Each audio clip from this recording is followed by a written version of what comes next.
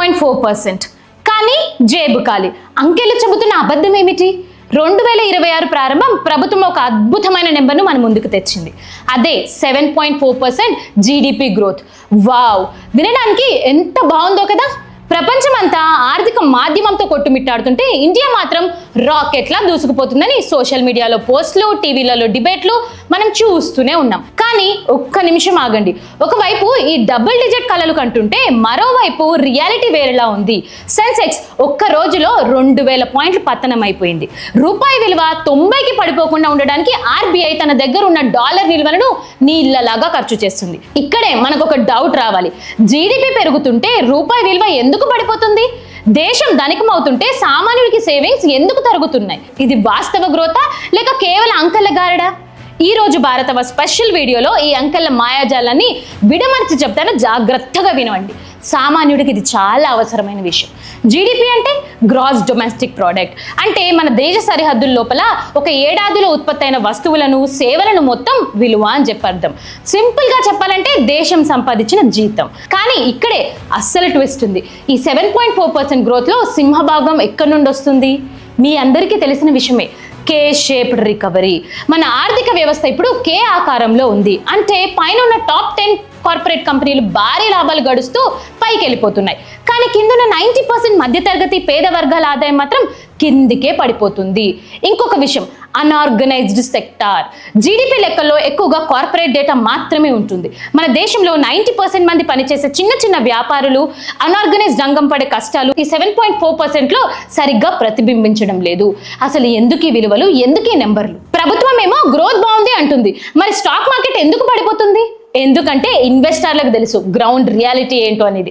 అందుకోసమనే stock market పడిపోతుంది. Inflation, కూరగాయల నుండి కరెంట్ బిల్లు వరకు అన్నీ పెరుగుతున్నాయి. సామాన్యుడి దగ్గర ఖర్చు పెట్టడానికి డబ్బులు లేనప్పుడు కంపెనీల వస్తువులు ఎవరు కొంటారు? సేల్స్ పడిపోతే ప్రాఫిట్ రావు. అందుకే మార్కెట్ భయపడుతుంది, వెనకకి తగ్గుతుంది కూడా. రూపాయి బలహీనంగా మారిపోతుంది. రూపాయి విలువ పడిపోవడం అంటే మన దేశం నుండి పెట్టుబడులు బయటికి వెళ్ళిపోతున్నాయని అర్థం. దీన్ని ఆపడానికి ఆర్బీఐ $10 బిలియన్ ఖర్చు చేసేసింది. ఇది మన ఆర్థిక వ్యవస్థను మరింత దిగజారడం లాగా మనకి కనిపిస్తుంది. ఒకవైపు 7.4% జీడిపి అని చెబుతూనే మరోవైపు మన కరెన్సీని కాపాడుకోవడానికి బిచ్చమెత్తుకునే పరిస్థితి రావడం దీనికి సంకేతమా? అసలు ఏం జరుగుతుంది గ్రౌండ్ లెవెల్లో? అభివృద్ధి అంటే రోడ్లు, వంతెనలు మాత్రమే కాదు, ప్రజల జేబుల్లో ఉండే డబ్బు కూడా అభివృద్ధి కిందకే వస్తుంది. మరి అది ఆగడం లేదు కదా. దానికోసం మన ప్రభుత్వం ఏం చేస్తుంది? ఎవరితో మాట్లాడుతుంది? ఎవరితో ఫైట్ చేస్తుంది? Jobless growth. దేశం పెరుగుతుంది కానీ ఉద్యోగాలు పెరగడం లేదు. దీన్నే జాబ్లెస్ గ్రోత్ అంటారు. ఇంకొకటి ప్రైవేట్ కన్సంప్షన్. భారతీయుల కొనుగోలు శక్తి గత 10 ఏళ్ల కనిష్ట స్థాయికి పడిపోయింది. పండగ సీజన్లో కూడా సేల్స్ ఆశించినంత లేవు. మరి ఎందుకు ఈ పరిస్థితి? మరి ఈ 7.4% ఎక్కడి నుండి వచ్చింది? ప్రభుత్వం చేసే మౌలిక సదుపాయాల ఖర్చు వల్ల ఈ అంకె కలుస్తుందా? ఈ అంక పెరుగుతుందా? అంటే ప్రభుత్వం అప్పు తెచ్చి రోడ్డేస్తే అది జీడిపిలో గ్రోత్గా కనిపిస్తుందా? కానీ అది సామాన్యుడి ఆదాయంగా మారడం లేదు కదా. మరి దాన్ని ఎందుకు జీడిపిలో లెక్కేస్తున్నారు? దాన్ని ఎందుకు సామాన్యుడికి లింక్ చేస్తున్నారు? అంకెలు ఎప్పుడు అబద్ధం చెప్పవు, కానీ అంకెలను ఎలా చూపిస్తారనే దానిపైన అసలు నిజం ఆధారపడి ఉంటుంది. 7.4% జీడిపి అనేది ఒక మేకప్ లాంటిది. లోపల ఉన్న అనారోగ్యాన్ని అది దాచేస్తుంది, మంచిగా నీట్గా కనిపించేలా అది చూపిస్తుంది. నిజమైన అభివృద్ధి అంటే రూపాయి స్థిరంగా ఉండడం, ధరలు సామాన్యుడికి అందుబాటులో ఉండడం, డిగ్రీలు పూర్తి చేసిన యువతకు గౌరవబద్ధమైన ఉద్యోగాలు దొరకడం. ఇవి 3 వదిలేసి 7.4% జీడిపి అని ఆ ఒక్క మాటతో మనం అందరం సంతోషపడుతున్నాం. అది లేనప్పుడు ఈ 7 జీడిపి కేవలం కాగితాల మీద పండగ మాత్రమే. మీరేమంటారు? మీ జీతం పెరిగిందా? మీ ఖర్చులు తగ్గాయా?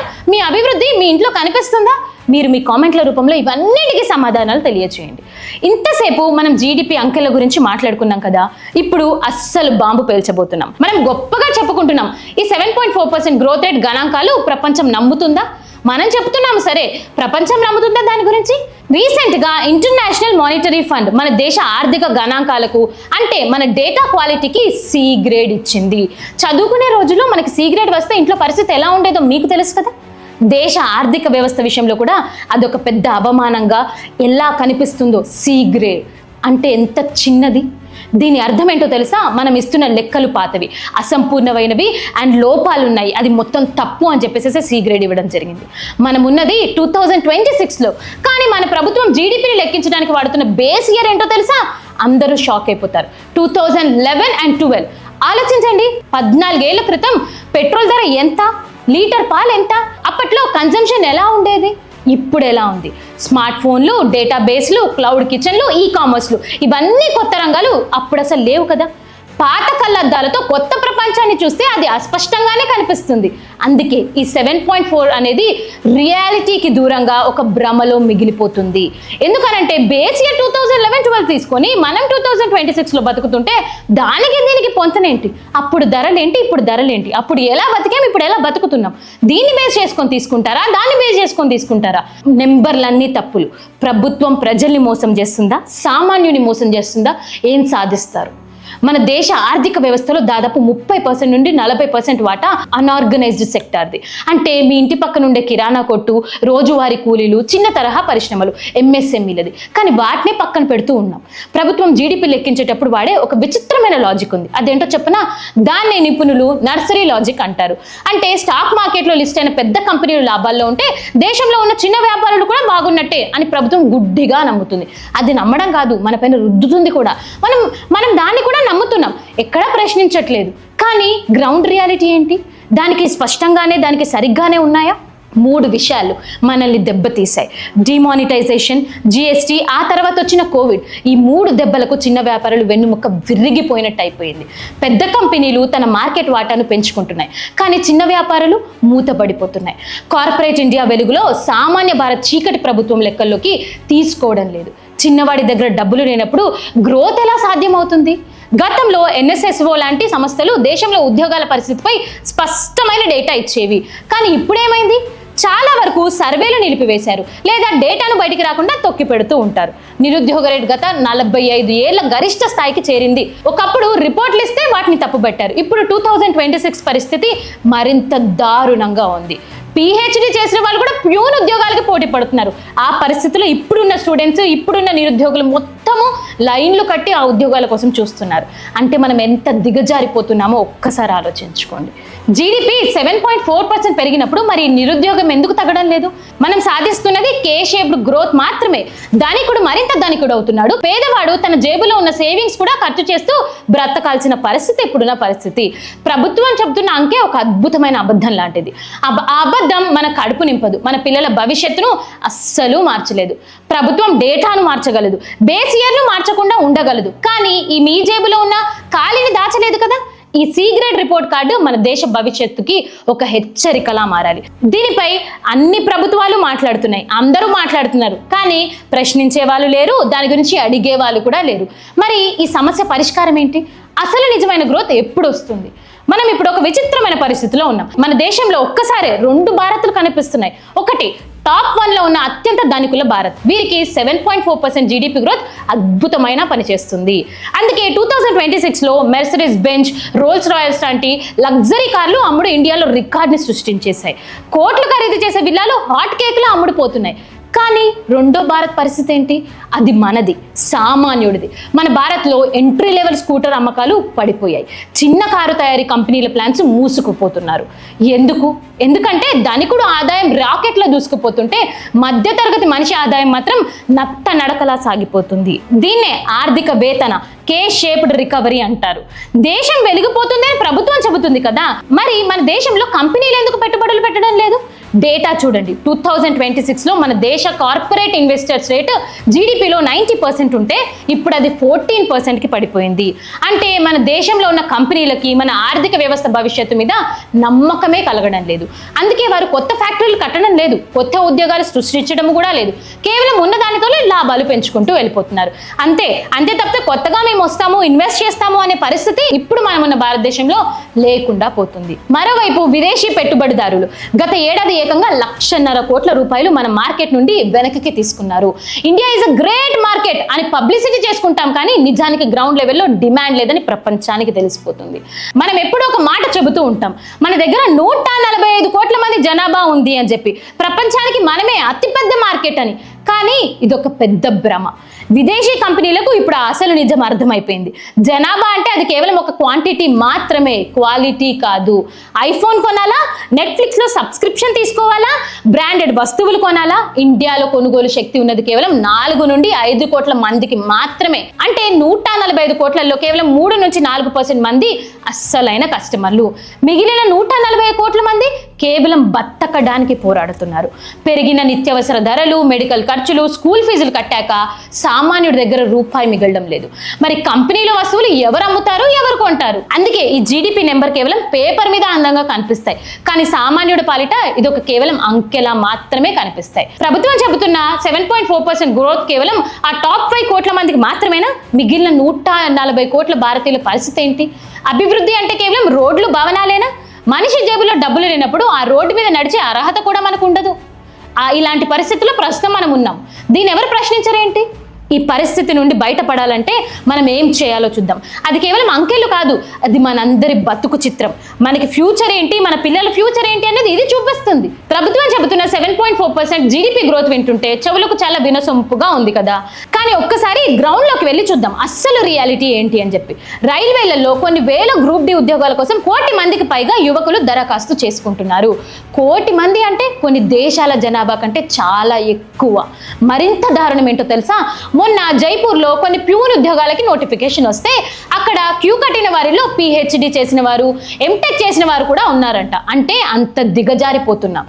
దేశం అభివృద్ధి చెందుతుంటే ఉన్నత చదువులు చదివిన యువత నిరుద్యోగులుగా మిగిలిపోతూనే ఉన్నారు. ఎందుకు ఈ చిరుద్యోగాల కోసం పాకులాడుతున్నారు? జీడిపి పెరిగినప్పుడు కొత్త ఉద్యోగాలు ఎందుకు రావడం లేదు? అంటే మనం సంపాదిస్తుంది కేవలం కార్పొరేట్ లాభాల గ్రోత్ కోసమేనా? ప్రజల బతుకు కోసం కాదా? ప్రజల గ్రోత్ కోసం కాదా? నిరుద్యోగ గణాంకాలను ప్రభుత్వం ఎలా మేనేజ్ చేస్తుందో తెలిస్తే మీరు షాక్ అవుతారు. ప్రభుత్వం వాడుతున్న డెఫినేషన్ ప్రకారం వారానికి కేవలం 1 గంట పని చేస్తే వాడు నిరుద్యోగి కాదు, ఎంప్లాయ్ కింద లెక్క. ఇది ఎంత పెద్ద మోసం! ఈ రోజు రోడ్డు మీద ఎండలో 20 రూపాయల కోసం డెలివరీ ఛార్జ్ కోసం ప్రాణాలు పణంగా పెట్టి తిరుగుతున్న గిగ్ వర్కర్స్ అంటే జొమాటో, స్విగ్గీ డెలివరీ బాయ్స్ అందరూ ప్రభుత్వం దృష్టిలో సెటిల్ అయిపోయినట్టే. అంటే వాళ్ళు కూడా సెటిల్డ్ ఎంప్లాయే. వీళ్ళకి PF ఉండదు, ఇన్సూరెన్స్ ఉండదు, రేపు ఉద్యోగం ఉంటుందన్న గ్యారంటీ కూడా ఉండదు. దీన్నే ఉద్యోగ కల్పన అంటారా, లేక నిరుద్యోగ విలయాన్ని దాచడానికి చేస్తున్న ప్రయత్నం అంటారా? మన దేశంలో అన్ఎంప్లాయ్మెంట్ కంటే అండర్ ఎంప్లాయ్మెంట్ అనే జబ్బు చాలా వేగంగా వ్యాపిస్తుంది. 10 ఏళ్ల క్రితం ఒక గొప్ప నినాదం విన్నాం, మేక్ ఇన్ ఇండియా, దేశాన్ని ప్రపంచానికి తయారీ కేంద్రంగా మారుస్తామని. జీడిపిలో తయారీ రంగం వాటా 25%కి తీసుకెళ్లామని లక్షణంగా పెట్టుకున్నారు. కానీ 2026లో నిలబడి చూస్తే వాస్తవం ఏమిటి? ఆ వాటా నేటికి 17% దగ్గర ఆగిపోయింది. చైనా నుండి దిగుమతులు తగ్గలేదు సరికదా, ఇంకా పెరుగుతూనే ఉన్నాయి. ఫ్యాక్టరీలు లేనప్పుడు ఉద్యోగాలు ఎక్కడి నుంచి వస్తాయి? కేవలం IT సాఫ్ట్వేర్ మాత్రమే దేశాన్ని కాపాడలేదు. సామాన్య గ్రామీణ యువతకు పని కావాలంటే ఫ్యాక్టరీలు రావాలి. కానీ అక్కడ ప్రభుత్వాలు కేవలం ఈవెంట్లు, అంకెలు మార్చడంలో బిజీగా ఉంది. యువత భవిష్యత్తు మాత్రం చీకట్లోకి వెళ్ళిపోతూనే ఉంది, ఇంకా వెళుతూనే ఉంటుంది. మనం గొంతెత్తి మాట్లాడకపోతే ఏ ప్రభుత్వం మన కోసం దిగిరాదు, ఏ ఉద్యోగం మన కోసం నడుచుకుంటా రాదు. 7.4% జీడిపి, కానీ చేతిలో ఉద్యోగాలు లేవు, జేబుల్లో రూపాయి లేదు. ఇది మనం కోరుకున్న నవభారతమా? ఎందుకు ఏ ప్రభుత్వం దీని గురించి మాట్లాడదు? ప్రశ్నించదు ఎందుకు? ఇంతవరకు మనం జీడిపి అంకెలు, నిరుద్యోగం గురించి మాట్లాడుకున్నాం. కానీ వీటన్నిటి ఫలితం మీ ఇంట్లో ఎలా ఉందో తెలుసా? భారతదేశపు హౌస్ హోల్డ్ సేవింగ్స్ గత 50 ఏళ్ళు ఎన్నడూ లేనంత కనిష్ట స్థాయికి పడిపోయింది. ఒకప్పుడు మన తాతలు, తండ్రులు సంపాదించిన దాంట్లో కొంత దాచేవారు. కానీ ఈ రోజు ఆదాయం పెరగడం లేదు, కానీ ఖర్చులు మాత్రం అస్సలు ఆగడం లేదు. పిల్లల స్కూల్ ఫీజులు, హాస్పిటల్ బిల్లులు కట్టడానికి సామాన్యుడు తన దగ్గరున్న బంగారాన్ని అమ్ముకుంటున్నాడు, లేదా పర్సనల్ లోన్ తీసుకుంటున్నాడు. ప్రభుత్వం లెక్కల్లో దేశం ధనికం అవుతుంది, కానీ వాస్తవానికి ప్రతి సామాన్య కుటుంబం అప్పుల ఊబిలోకి జారిపోతుంది. ఇది ప్రమాదకరమైన హెచ్చరికగా మారుతుంది. అయితే ఈ పరిస్థితి మారాలంటే ప్రభుత్వం ఏం చేయాలి? భారత వ్యవస్థ తరపున మేము కోరుతున్న పరిష్కారాలు ఇవే. First, change base year. 2026లో ఉంటూ 2011 నాటి ధరలు లెక్కలు వేయడం ఆపేయాలి. అప్పుడే మనకి అసలైన జీడిపి గ్రోత్ ఏంటో తెలుస్తుంది. అద్దంలో ముఖం సరిగా కనిపించడం లేదని అద్దాన్ని తోడవాలి తప్ప ముఖానికి మేకప్ వేసుకుంటే ఏం లాభం? ఇప్పుడు పరిస్థితి అలానే ఉంది. నెక్స్ట్, అన్ఆర్గనైజ్డ్ సెక్టార్ పై సర్వే చేయాలి. కేవలం కార్పొరేట్ డేటా మాత్రమే కాకుండా వీధి వ్యాపారులు, చిన్న ఫ్యాక్టరీలు పరిస్థితులపై ప్రత్యేక సర్వే జరపాలి. ఇంకొకటి, మ్యానుఫ్యాక్చరింగ్ పై దృష్టి పెట్టాలి. మేక్ ఇన్ ఇండియా కేవలం నినాదాలకు పరిమితం కాకూడదు. చైనా మీద ఆధారపడడం తగ్గించాలి. ఇక్కడే లోకల్ మ్యానుఫ్యాక్చరింగ్ పెంచితే మన యువతకు ఉద్యోగాలు వస్తాయి. ఇంకొకటి, కొనుగోలు శక్తి పెంచాలి. ధనికులకి ట్యాక్స్ తగ్గించడం కాదు, సామాన్యుడి చేతిలో డబ్బు ఉండేలా చూడాలి. అప్పుడే వస్తువుల అమ్మకాలు పెరుగుతాయి, ఆర్థిక చక్రం తిరుగుతుంది. ముగింపులో ఒక్కటే మాట చెప్పాలనుకుంటున్నాను. జీడిపి అనేది కేవలం టీవీలో కనిపించే అంకె మాత్రమే కాదు, అది మీ జేబుల్లో ఉండే డబ్బు, మీ పిల్లల భవిష్యత్తు, మీ కుటుంబ భద్రత. ప్రభుత్వం అన్ని అబద్ధాలతో కప్పిపుచ్చినా మీరు నిత్యం ఎదుర్కొనే ధరల పెరుగుదల, నిరుద్యోగం అనేవి పచ్చి నిజాలు. ఈ అణిచివేత సమయంలో ప్రభుత్వం ఏదో చేస్తుందని ఎదురు చూడకండి. మీ వ్యక్తిగత ఆర్థిక స్థితిని పటిష్టం చేసుకోండి, సరైన ఇన్సూరెన్స్ తీసుకోండి, ఎమర్జెన్సీ టైంలలో మీకు కావాల్సిన లోన్స్ పెట్టుకోండి. అన్నిటికంటే ముఖ్యం, అంకెల వెనుక ఉన్న అసలు నిజాన్ని ప్రశ్నించండి. ఎందుకంటే ప్రశ్నించే గొంతు ఉన్నప్పుడే ప్రజాస్వామ్యానికి, ఆర్థిక వ్యవస్థకు బలం కలుగుతుంది. నిజం వైపు మాత్రమే నడుస్తాం, నిక్కార్చు గొంతుకతో మాట్లాడతాం. ఇదే భారతవాస్. ఇలాంటి మరిన్ని వీడియోస్ కోసం సామాన్యుడి జీవితంలో ఎలాంటి పరిస్థితులు ఎదుర్కొంటున్నాడో వాటన్నిటి తెలుసుకోవడానికి చూస్తూనే ఉండండి భారతవాస్. మళ్ళీ కలుద్దాం. జై హింద్.